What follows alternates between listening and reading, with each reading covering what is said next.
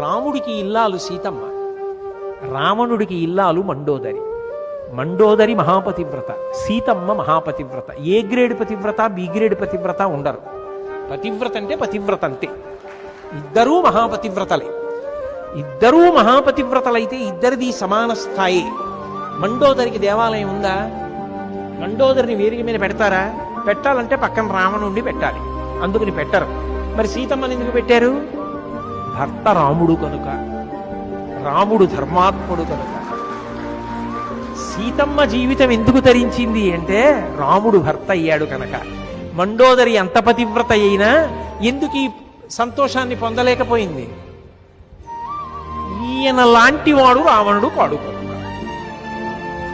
అంటే ఇప్పుడు ఒక స్త్రీ ఎంత ఉత్తమురాలైనా ఆమె కీర్తికి కారణం ఎవరవుతున్నారు?